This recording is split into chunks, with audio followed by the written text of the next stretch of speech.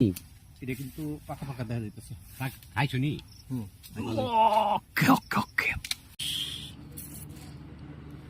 খালটা ফেলে দেওয়ার পর ভিতরে যে অংশটা বেরিয়ে আসছে এটা দেখতে খুব সুন্দর, পুষ্টিকর, খেতেও খুব সুস্বাদু।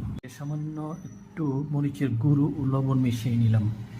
মরিচের গুঁড়ো লবণ সাথে দিয়ে তারপরে একটু চটকে নিলাম। চটকানোর পর এটা খেতে খুব ভালো লাগবে। এটাকে আমরা বলি ভর্তা, লটকনের ভর্তা। এখন খেলে দেখবেন কত সুস্বাদু। এই যে আমি এবার খেতে শুরু করলাম।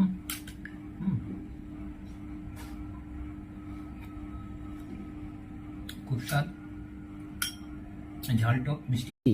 এটা কিন্তু পাকা পাকা দেখা যাইতেছে। খাইছো নি?